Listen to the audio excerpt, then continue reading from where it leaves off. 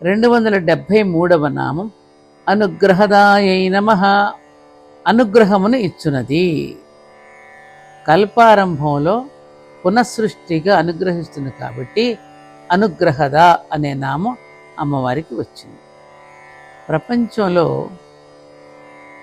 తన స్థాయికి తగినట్లుగా ఇంకొకరికి ఇచ్చే గుణం ఉంటే అటువంటి వారికి పుచ్చుకునే అవకాశం కూడా వస్తుంది. అంటే దానం ఎక్కడ ఉంటే అనుగ్రహం అక్కడ ఉంటుంది అని అర్థం. మనకన్నా తెలివిలో తక్కువ, ఆర్థికంగా తక్కువ, బలంలో తక్కువైన క్రింది వారికి మనం చెయ్యి అందిస్తే మన భుజం మీద పైవారి చెయ్యి ఉంటుంది. ఇది బాగా అర్థం చేసుకోండి. మళ్ళీ చెప్తున్నా, మనకన్నా తెలివిలో తక్కువ, ఆర్థికంగా తక్కువ, బలంలో తక్కువైన క్రింది వారికి మనం చెయ్యి అందిస్తే మన భుజం మీద పైవారి చెయ్యి ఉంటుంది. అంతేకాని ఎప్పుడూ పైవాని యొక్క అనుగ్రహం కోసం చూస్తే రాదు.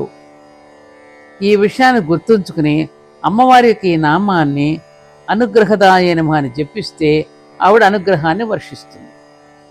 నిద్రాణమై నిశ్చేతనంగా అపరిపూర్ణంగా పడి ఉన్న ప్రణాళికలు, కార్యక్రమాలన్నీ మళ్ళీ చక్కబడి ప్రారంభమవుతాయి.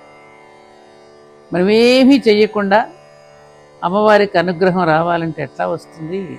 అన్నీ అమ్మవారు ఫ్రీగా ఇచ్చేయాలి.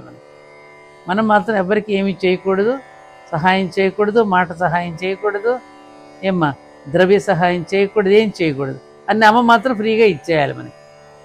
ఎంత బాగుంది చెప్పు.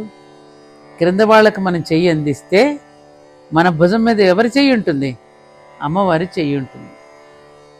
274వ నామం పంచకృత్య పరాయణాయై నమః.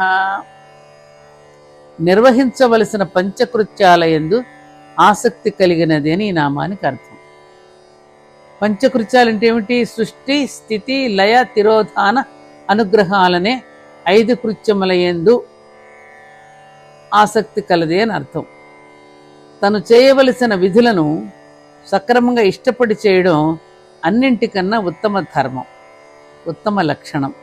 ఈ విషయాన్ని అమ్మవారు తను నిర్వర్తించవలసిన కృత్యాలను ఆసక్తితో నిర్వర్తించడం ద్వారా తెలియచేస్తోంది కదా.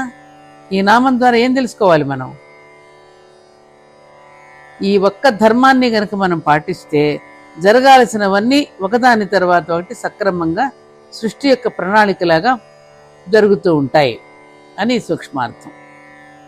నిర్వహించవలసిన పంచకృత్యాలయందు ఆసక్తి కలిగినది అని ఈ నామానికి అర్థం.